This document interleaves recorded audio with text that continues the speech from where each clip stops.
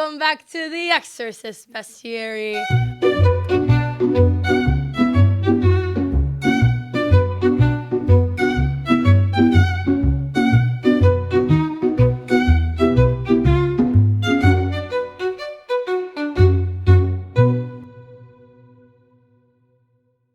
Welcome back to the Exorcist Bestiary. We're exercising the light. Yeah, the light keeps flashing on or off. Stop thinking it's demons. It's just an old lamp bought at a thrift store It's somewhere. flickering. It's probably got to shorten the cord. Jamin, you're very much dressed like a professor today. Ooh. I'm dressed like a sophomore student who's gonna fail your philosophy 101 class. Tasha, scared. you're kind of giving like the Super teacher scared. aide who's cool. It's like, oh yeah, the teacher aide's in here today. We can like mess around. That's the vibes I'm getting. Like movie day. Yes! Yeah, absolutely. Incredible. Jamin asked me specifically to mention his hat in the cold open. That's pretty cool. I bet you got that from someone who's Amity really made swag me and slay. my favorite hats, but Amity somehow drew the Narnia map on it. And I've been C.S. Lewis, afraid to friend be of the podcast. out in the rain ever since I got it because I don't know if it's gonna melt or It's something. not gonna melt. Just don't put it in the like washing machine. It'll be fine in the rain. I'm scared. Anyway, speaking of being scared, we're talking about the devil. But before we talk about the devil, welcome. Yeah. I forgot where we were. We're in this cool room, in this cool house. Mm-hmm. I didn't do a good job talking about it last time, so Jamin can. Welcome to the Thesaurus Chapter House. Woo, woo, woo. Our friend who runs Beautiful. it, David McDonald, who is a great author and pastor and so many bajillions of other things. He has a lot of accolades. Yes, he let us use it because my garage is freezing where we usually record this. So this is room number 2 in the Chapter House. Our last episode, you were in one room, now we're in another. And if you are in ministry or really in leadership and all kinds of things, I do retreats pretty much every week where you can come out to Jackson, Michigan and stay in this house and enjoy it and learn as David teaches all kinds of classes on all kinds of things, and there's lots of food and hanging out and lots of fun. And all You three can of us come have been hang out with me and Jamin IRL because we go to almost all. We're there. I'm there usually once or twice a month. Yeah, we go to the ministry retreats at least, and Tasha's been here for some of the events before. Yep. They've done a Halloween night worship session that was amazing. And then Holy Week, every single day that week, there was teaching and worship, and it was good. Yeah. So many thanks to Dave for letting us come out here. Learn more at Thesaurus Chapter House, Fossores, Fox. Fox? Fox? There's a fox? No, just when I started spelling it, it reminded me of You've Got Mail. Fox. Fox. Amity, help. Oh, I know that one. Yeah. That's Okay, it. That's good. the rom-com. Yeah, Tom Hanks and... It aged poorly. Have you seen that recently? Very creepy premise. I have seen it recently. Well, I'll be Anyway, learning later. Let's talk about the devil. Fox. Devil. Fox Books. They were kind of the devil in that. No. Anyway, no more. That's you've hit the quota for your You've Got Mail references.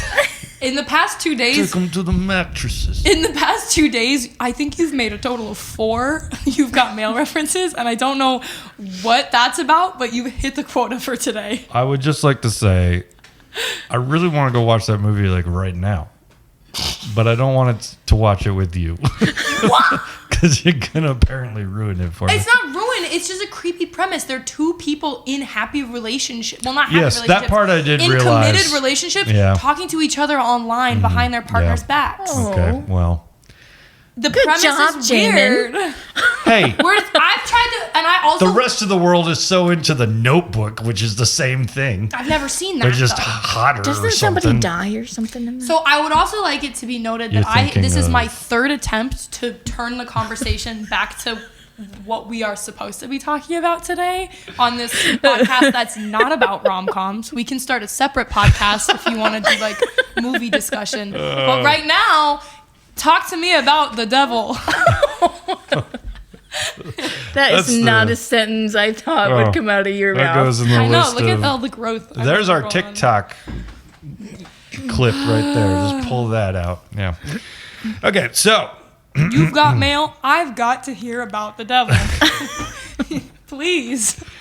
the devil, whom we usually call Satan. Beelzebub. Satan, Well, okay. Lucifer, You got the all morning names. star, Jerk. the You guys got all the names right. king Good. of hell, maybe? The king of hell. I don't know. I don't know that is specifically said that way. Yeah. Morning. Oh, you said, said morning star. Yeah. You did. Lucifer, Beelzebub, the The devil, most beautiful Satan. angel God created. Oh yeah, super hot angel at one point. Just trying to get all the names down. I think all that's right. all of them. Father of lies. Well, we've done some episodes on like what demons are. We've done some episodes on some of that content, but we never zoomed in straight on Satan. And kind of the biblical concepts behind Satan are a little different than a lot of people assume. Because let's see, what kind of legends have you heard about Satan? Because I'll be in church services where people will say things where I'm like, where did you even pull that from? But they say it as fact. Does anybody? Little devil on your shoulder. A little Yeah. devil on your shoulder, which, yeah, I mean, we can all visualize that in a cartoonish kind of way as kind of what spiritual warfare is like. Yeah. It's got a pitchfork. Yeah. Barbed tail. Yeah. Yeah, I've heard about him talked about as Red. like the army general or like the king of all the demons who like led an uprising against God and lost, and then him and all of his uprising demons got like cast down to earth so they couldn't be in heaven anymore. And like that's kind of the legend and the history from like what I was told. That's Yeah. in the Bible. Yeah, that's like the picture I feel like that gets painted. Is That's like what they'd be rebellious pulling devil. from Revelation for Yeah. that one. I saw Satan fall like lightning. Yeah. I think some of the other things I've heard tossed around, I'm like, where'd you get that? Like, I think I was talking with someone recently, like, well, you know, Satan's the king of music. Like, he was. What? But, like, I've heard this before. Satan. Oh, like rock music, like No, Satan more is like- satanic. There's a legend that Satan used to be, like, the leader of God's choir or something in heaven. Like, and that's nowhere in the Bible, but I've heard it stated in a few different places as though it is fact. And I'm like, where? And it's always like when people say that it's such fact, it's one of those things where you just kind of nod and like, mm-hmm. You're like, what? Wait, what did you?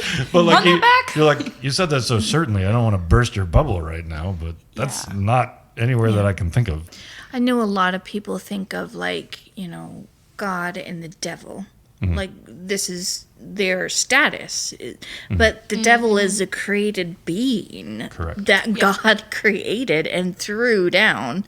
So they're not equal. Yeah, it's not like yin and yang here. Yeah, or I've heard the devil talked a lot about like as like the anti, like just like opposite of Jesus type thing, but like almost on the same level as Jesus too. People will kind of conflate that, and they'll be like, oh, Satan invented gambling, Satan invented alcohol, Satan invented this, like Satan da-da-da-da, and Satan brought about all this stuff on the earth, which is obviously not the case. But like there is kind of this, another one of those like popular ideas is like anything good comes from God and anything bad comes from Satan.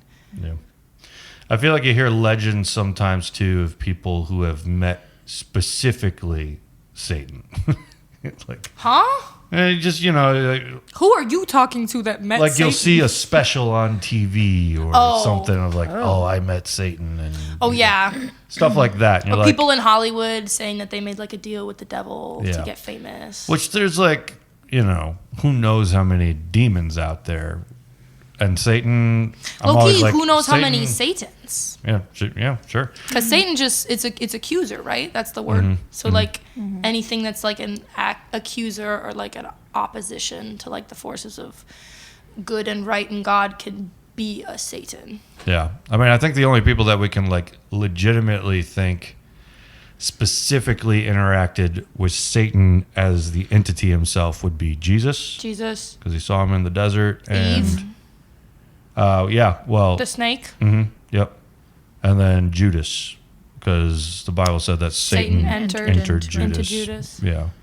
So like those are people who are specifically on Satan's radar. But I usually just Peter. kind of, yeah. Well, at least Jesus. Well, yeah. Oh, you think? Wait, when did Peter? God Well- said, "Get behind me, Satan." So maybe Right. Was he talking to Peter Influence. being like, I don't know if that was necessary. I mean, it could be. I don't know if that was necessarily like Peter is under satanic influence or if it was just like going back to the like, you are being in opposition right now to the plan that God has for me. You are being an accuser and therefore a Satan, get behind me, Satan. Like, get behind me, accuser. Yeah. Or at So least that's the way that I interpreted it.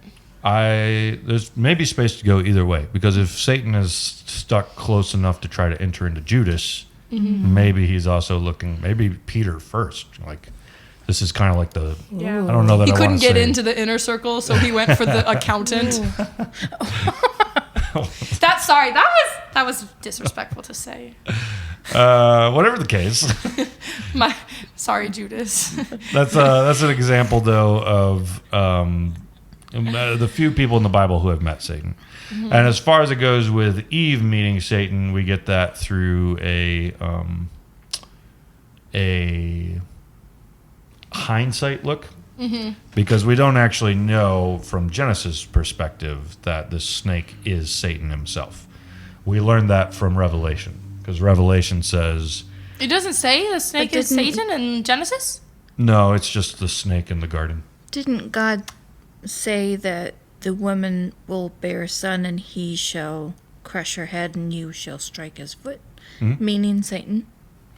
Yeah, but Satan is not, in Genesis, Satan is not identified as that snake. Revelation, in hindsight, John is like, and then there's that snake, that dragon, whom is Satan. So it's later in the I Bible that looks back at that moment and says, look, we're thinking of the chief offender who messed everything up. We think of him as Satan or the devil or Beelzebub, whatever name you want to use. And John says, and that's who that snake was at the garden. So before that moment, the snake is just, it's not even necessarily just a snake. There's kind of like a possible double to triple entendre going on here. He's the craftiest of all the living creatures. Yeah, so from one side of things, And he had legs. it's a mythological tale. Why did snakes lose their legs, right? So we have an animal tale that makes sense of that. But on another perspective, spiritual beings sometimes are snakish. The word seraphim, which is a kind of guardian angel, like it guards God's throne. Seraphim, like literally translated, is fiery serpent. So you can almost think of angels. Seraphim, serpent, flame. Okay, I see the connection there. You know Hebrew, huh? What is it? But like that right there, you could think like, okay, so if seraphim are like fiery serpents in some way, well, then this serpent at the tree could also be like a guardian of the tree, even, right? Oh. Because this is a sacred tree. This isn't just like any old tree. And God's temple is Eden, in this holy space. God walks in this space all the time. It's the spot where heaven and earth meet, is here in Eden. And so not only does it make sense that God is in the space where heaven and earth meet, not only does it make sense where his image, the human beings, are in the space where heaven and earth meet, but it makes sense that some of his divine counsel are also around, because this is a space where heaven and earth meet. That makes a lot of sense. Yeah, so for Eve walking over to the tree, she's probably not just like, ooh, a random snake. It's probably like, oh, hey, Satan, you know. Well, I wonder why she didn't freak out that a snake was talking. Because she's probably used to running into divine beings all over Eden. I never thought about that. Yeah. That's, wow. Well, one of the prophets is going to say that Eden was a mountain, and mountains are the spaces where heaven and earth meet, right? Like a sloppy wet kiss. Like a sloppy wet kiss, yeah. So heaven and earth meet in this spot in Eden. That's also makes sense as to why all rivers flow out of Eden. If you see that in Genesis. Yeah. Rivers have to go down, so it makes sense that like, this is the wellspring for the rest of the world. So there's a garden on top of a mountain. Yep, that waters the rest of the world. So That here is in so this sick. earthly, heavenly space is not only God, not only humans, but also, The devil. well, at that time would just be another Lucifer. angel type being, right? So let's give him a different name at the moment so he seems friendly. Like there's Bob. Joe Bob. Hey, Joe Bob, how you doing? And Joe Bob, who maybe you talk to every once in a while, is like, I apologize to all the Joes and all the Bobs. hey, you really could eat this. You could be wise and what he says is you could be wise like the rest of the Elohim, which some translations are going to say you could be wise like God. But now that you're thinking that all the other gods live on this mountain, Little G gods on the mountain. then he's really just saying the rest of us who I guard this tree and Jimmy John over there sells the subs. Making sandwiches. Yeah. Okay, but that makes a lot more sense. If she has something to look at and long for and hope for and wish for. It makes more sense that she would, instead of someone saying, hey, this thing that you don't understand, you could have something that you don't understand, but if she has a context for it. And I mean, that also makes sense because if you read that part of Genesis, their conversation seems familiar. It's not like other places where you see angels show up in the Bible. Everyone's immediately like, oh my goodness, oh, I'm so scared. What? Yes. And they have to be like, be not afraid. And they're like, you have 30 heads and 1,000 eyes and wings. What do you mean, be not afraid? But he's like, hey, Eve, do you want to come eat this fruit? And she's like, oh, hey. It seems like she's not shocked by the fact that he's there. So I guess it would make sense if there's almost this knowing of each other. Yeah. And so all the more reason you might give in to the temptation when another little g God in the heavenly council is like, yo, you actually could eat this. You could be like the rest of us around here. I know you feel a little weird. You're always trying to figure things out because the rest of us are 80,000 steps ahead of you. But if you eat this, you'll be on the same plane. Well, God told me not to.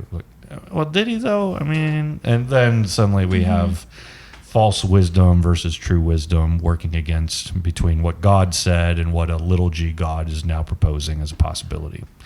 So this is kind of the story of the original offender. And Genesis is going to tell a story that the Bible is going to retell maybe 5 more times. This story is going to be retold. So the snake, Satan, leads Adam and Eve to sin. And what is his consequence? He has to crawl on his belly, and he's going to bite Eve's descendants' heel, but then he's going to get his head crushed. Right. Enmity between the children and them. And so to some extent, this is a story of something that was higher, having its legs chopped off, sentenced to the earth, sentenced even more so below the earth. This is now as close to the ground as you can get. Can we think of many other, even insects, except for worms, even insects usually have legs, right? So as far as the animal kingdom goes, this is a parable of a being that turned against God and was sentenced to the lowest spot of the ground. So that we now have a story of Satan kind of being sentenced to the earth, but even deeper, as deep as you can go on the earth. Fish don't have legs. Now the name Satan... I'm sorry. I thought you were looking. You were. I hadn't processed. You were like said. worms. Yeah, that's a great That's expression. the only thing. There's the next shirt.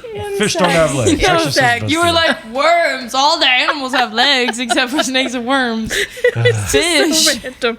Okay. I was waiting. I didn't want to interrupt your sentence. I was waiting for you to be done. Satan has messed up and he's been knocked down. All right. So the next story that we maybe get of the same kind of being is going to come about in the prophets. Ezekiel and Isaiah are both going to tell a tale that's a little different. One of the prophets is going to tell a tale of a star that was not the highest, brightest star in the sky, but wanted to be. And the highest, brightest star in the sky decided one day that he was going to go for it, and that star was... the morning star. The morning star, or translated into Latin, Lucifer. So Lucifer is not... Lucifer is not a biblical name. This is when the Bible was in Latin translation. People got used to thinking of Satan as the morning star, that star that tried to usurp the brightest star, and therefore was what? Cast down from heaven, fell like lightning. Yep, down to the earth, to the That's a third. lowest places. So it's the same story. It's about a being that tried to usurp God and then was kicked out for it and taken low, low, low. And then you're going to have another story, too, of in the prophets that's essentially going to talk about the same kind of thing. I think mountains is what they're going to go for in that one, in which they're going to be kind of kicked off of the mountain. So you come across these stories that are telling us a story of this being, the original offender, the one that turned against God and messed everything up and was sentenced to the earth for it and then below the earth. You go to Revelation and you get something similar. Jesus says when they kick out some demons, when the disciples kick out some demons, he says, I saw Satan fall like lightning, which he's likely remembering that passage that people thought of with Jesus Lucifer. said that? Yeah.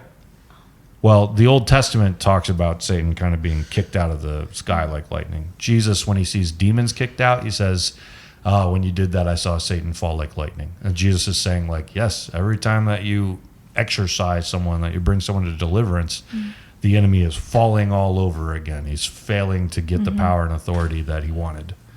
And then Revelation's going to tell the same story of a dragon that rises up in the sky and tries to take a third of the angels to overthrow God, and they're all kicked out of heaven for it, down into the earth. And so great news for heaven, but woe to you on earth, for Satan is now angry and he lives down there. Did you say that Babel was a parable of that story? I don't know if, like the Tower of Babel? Yeah, that they tried to build up to God and God, tore it down and scattered them. I don't know if we would specifically place Satan at that, but we would at least place the gods around that story. Because we know that they're trying to build their own mountain to get up to a space where heaven and earth can meet. Yeah. The Tower of Babel is just a ziggurat, which were old temple. They were stairways. If you ever saw the movie, it's that DreamWorks movie with Kung Fu Probably Panda. not. They do have stairs in that one. it's like Mesopotamian. The Rotel Dorado? Yeah, El Dorado. Yes. Yeah. You know One of my favorite movies. You know the ziggurat in that Yes. one is just a stairway, and then there's a hotel room at the top. Yes. That's what Tower of Babel was. So the gods could step into the Had a hotel hotel room. at the top. It's like a room at the top. That's for the where, gods to dwell. Yeah. Oh. And then they could come down if they wanted. We don't know if the people were building that to Yahweh in hopes to force him to live in their bubble, or if they were just trying to get back to the gods and live into the kind of stuff that flooded the earth in the first place. So whatever the case, Satan shows up in these stories. He is the original offender, and therefore he seems to be quite powerful because he's the one that kind of leads the original rebellion against God. He's a tale that's told over and over, that when it comes to the little g gods of this earth, Satan is remembered as the one that kind of has thrown it all off. Now, at one point, Satan takes Jesus to look over all the earth and says, all these kingdoms are mine, and if you worship me, you can have them. Jesus does not combat him on this, which seems to imply that Satan is sharing some kind of information about how things have actually gone down. Satan is a little g god who lives on the earth and was the one that messed up humanity and now reigns over the underworld, where humanity goes when they die, because death is the consequence of sin, and Satan is the ruler of the underworld where sin is and death is. So Satan has certainly made a name for himself. That of all Satan is referred to as the prince of this world. The God Yeah. of this world. Yeah. Well, Or the god of this world. Yeah. So Paul's going to talk about little g god of this world who is blinding people from seeing God. So he doesn't necessarily say it's Satan, but we would assume that that's generally what he's leading into. But the Bible is going to talk about, like Amity just said, principalities and powers, plural, which implies that there are more big leaders out there. And so the question becomes, we can't fully know for sure, is Satan the head boss over all bosses, or is Satan one of many? Because there are other beings that have taken up a lot of power too. God granted some little g gods, known as the sons of God, to rule over nations. And we did a whole episode on this one. So there are like national gods who were given power and authority by God to rule over them. So is Satan in charge of them, or is just Satan in allegiance with them? Because one thing that Jesus does point out about all of these demons and gods is that they're all on the same page. Because when Jesus tries to cast out a demon, the Pharisees say, oh, he's just casting out a demon by the authority of a higher demon. And Jesus scolds them for that and says, you can't blaspheme the Holy Spirit like that. But Jesus then goes on to say, like, that the kingdom... A house divided cannot stand. Right. In which he's trying to say, like, as far as the strategies of hell go, regardless of who's in charge of what, they're all on the same page. So they all fall into the same place. So when I'm dealing... Jerks. They're all jerks, yeah. I don't know that they all necessarily like each other, though. Like, I ran into a demon named Doyle once. And Doyle was a bit of a chump. He sounds like he would be. He was a chump. Like, he was just like I don't know, man. Like, this was kind of his personality. Like, It's like, don't ask me any questions. yeah, no, like all the other demons were like trying to kind of like be a little more scary or not answer things, but Doyle was just a little chumpish. I don't know how else to say it. And when I brought up Doyle's name to some other demons, they literally rolled their eyes at me. So I'm like, they didn't necessarily seem to like Doyle, but Doyle was there for the same purpose as everybody else. Amity's eyes right now. That's crazy. You're rolling your eyes at me Yeah. like a demon. No, just kidding. Just kidding. You're going to get beat down. What was I talking about? We don't know, Doyle? Jay. Doyle. Yeah, Doyle House was divided. weird. All the other demons had, either epic names or straight names. When I came across Doyle, I was like, who is this? Doyle. He's new. Yeah. So Satan, present day, known as one of the gods of this earth, as well as ruler of the underworld. Underworld being something different than hell. Do you want to talk about that a little bit? Because that's one of the things that I think that's where kind of the conflicting things I've heard about that has been. Like, people be like, oh, Satan is in charge of hell. Like, Satan is the ruler of hell. What if... And the Bible talks about him being the ruler of the underworld, but, like, what is that Well, I think dynamic? Beelzebub, it's been a while since I looked into that, but I think it might mean, like, king of the dead or something in that direction, which is why you would maybe go in that. How about our next episode? We talk about all of hell? we'll talk about the afterlife and all the different... Tune in Underworld. next week for Hell Talk. Because there's a lot that we can say about that. But when it comes to Satan himself, the Bible does not have as much to say about him as we often think it does. But the name Satan doesn't quite show up in the Old Testament. Satan in Hebrew, because it is a Hebrew word, means what Amity said earlier, which is either J'accuse. accuser or Opposition. adversary. Adversary. Yeah, it's basically the same thing. job. So accuser or adversary. Now, a good person can be an accuser or an adversary, right? Yeah. Right?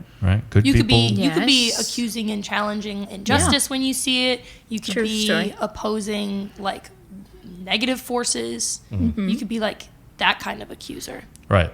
So it's really confusing in Hebrew because the angel of the Lord, which is the chief angel of all angels, you know that story with the talking donkey, Balaam's donkey? Yes. Love that story. So in that story, when the angel of the Lord shows up, he is a Satan to Balaam. Oh, an accuser. He's an adversary. I He see. doesn't. He's trying to send him in a new direction. I see. So the word in Hebrew is neutral. Yeah, it doesn't have like the connotation that it has culturally now. So how does Satan become the name of the chief accuser and then is all over the place when the New Testament rolls around? Any ideas? People love a common enemy. And they were like, this is the guy, he did the bad thing. All right, wicked.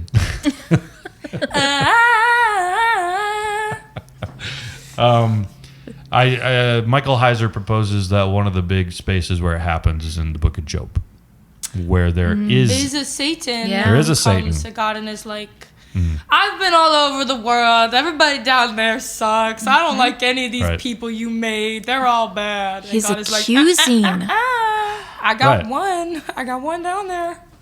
So God has hit the gavel. The divine council is in session. People are bringing their reports to his heavenly throne room. And there's a Satan that comes in just like that.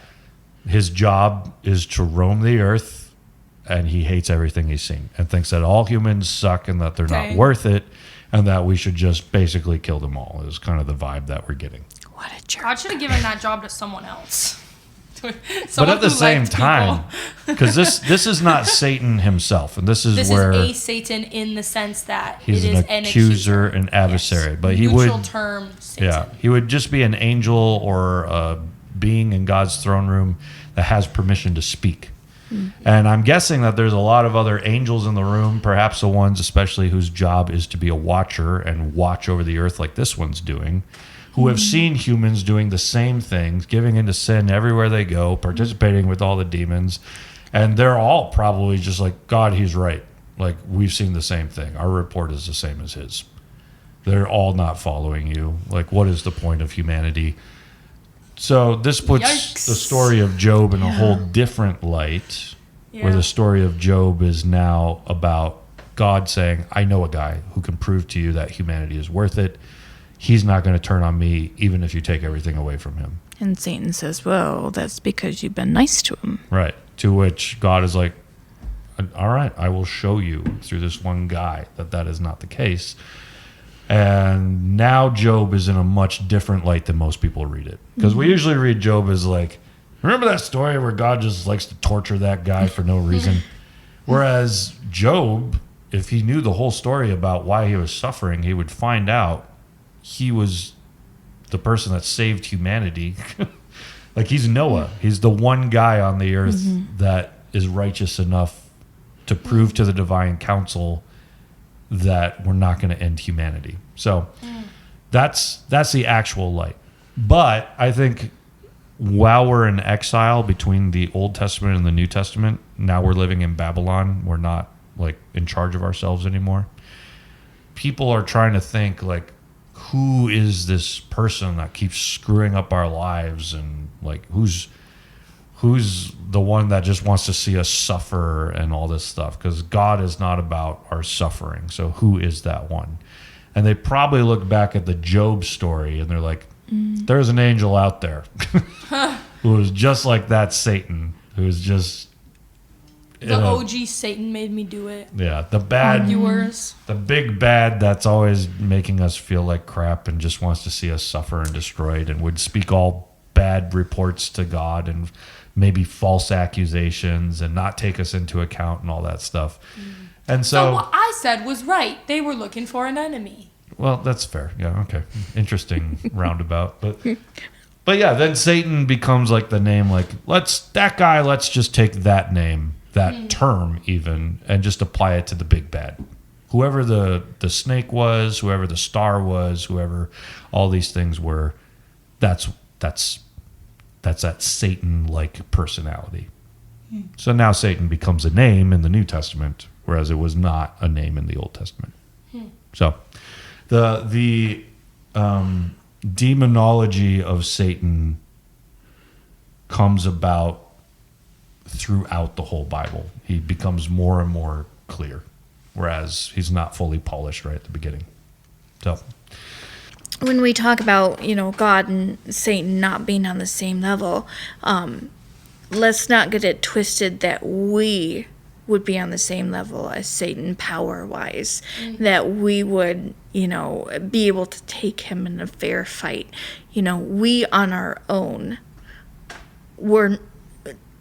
can't compare power-wise to what he has. And so that's why everything that we do is with the Holy Spirit. And if you would ever try to do this without the Holy Spirit, it just wouldn't work.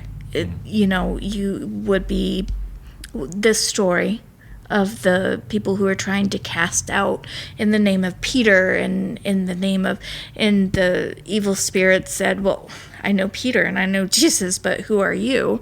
And if you're not trying to do it, with Jesus, with permission, you can be in serious trouble. So while, yes, he's a jerk, he's, you still need to do this with God. Yeah. And there were lots of exorcists in Jesus' time. I don't know if any of them were ever successful, but they at least had things that they tried to do. And those exorcists that you're talking about, they're trying to cast out in the name of Paul. Yeah. And the demon's like, Paul, I know. Jesus, I know. But who are you? And the idea is like these exorcists aren't following Jesus. Yes. They don't have the Holy Spirit. And this thing then takes power over them, and the next thing we know, they're running out of the tent naked. Yeah. Right? Something, went crazy inside there on them. And you, as a Christian, when you're doing deliverance, like, you don't always know what you're up against. To Tasha's point, this is why we go with wisdom with the Holy Spirit. I have come across demons that do not listen to anything I say. I have come across demons that seem to not be affected at all by the same kinds of things that other demons are affected by. And the Holy Spirit has been clear to me in those moments, like, that's not going to work and it's not going to do anything. You're going to have to take care of this one in a different way. And so you need to weigh it out. So if you're wondering, like, how we do this, it's with the Holy Spirit, with wisdom. Watch our last episode on doing it with wisdom. Yes. Because every situation is different. And if you came up against Satan himself, I don't know where that power and authority would be. David Appleby, in his book, he talks about a certain kind of demon that he's run into a few times. In his book, It's Only a Demon. He talks about a certain kind of demon that's come up a few times that doesn't answer any of his questions, does not do anything he says. And he sometimes just feels like he has to pray and ask God to remove it, perhaps because this thing's authority is like very much up there. Maybe it used to be some kind of like high tier little g God or something, which seems strange, but maybe. And maybe you have to ask God to remove that one because you and your own authority might possibly not be as high as that one. I don't know. Just like the disciples. Yeah, I also don't want people to be afraid of their power and authority. That's not going to help you at all. You should always go in strong and speak as though like your words carry weight. But if you notice that the situation is different, you are then in the situation of the disciples who are like, we couldn't figure that one out. So use your power and authority with the Holy Spirit to figure out the next way. And I don't think you will come in contact with actual Satan himself. I think he's a little busy. I don't, like, if you were going to pin him somewhere, you would expect him to be reigning with top tier, human beings on the earth, because that's probably what he wants to screw up the most. Probably not just some little girl in Georgia that said that she met the devil, like, it was probably not Satan himself. That was probably something else. But so as far as application goes, I don't exactly have like an intense, like, this is going to help you in exorcism. It's just helpful to know your enemies and to know what you're up against. And Jesus makes quite a few statements to help you know. Like, he tells us that Satan is the father of lies. He's been a murderer since the beginning, and he still is a murderer. There is no truth in him. As Amity said in our last episode, truth is a person, and it's Jesus. And that's where your focus needs to be, on Jesus. Satan is just going to twist and deceive and destroy. And the best picture you're ever going to find in media of what Satan is like is Lord of the Rings Season 2, Rings of Power, in which Sauron is the most accurate depiction of just that little twisting jerk that until he's destroyed everything through little manipulation. Yeah. Anything else before we wrap up? No. There's lots of views on Satan. Now you've got mine, and mine's right. So listen. No, I'm just kidding. I'm kidding. There's lots of different views out there you could check out. These are the things that I've heard that have made the most sense in the scholarship that I've read. So. Cool. If you have any questions about this video, other videos you've seen, things pertaining to Holy Spirit-led deliverance or exorcisms, or that's the same thing, but you know what if you're watching this video, you know what kinds of stuff we chat about on these podcasts. If you have any questions, feel free to leave them in the comments. Yes. Maybe we'll address them in the comments. Maybe we'll address them in another video. Stay tuned for next week's video, which I guess is going to be about hell. Yay! Love 2 you, fun ones right in a besties. row. Devil and hell. Who wouldn't want to ring in the new year with that kind of conversation topic? Anyway, this has been the Exorcist Bestiary. We'll see you guys next time.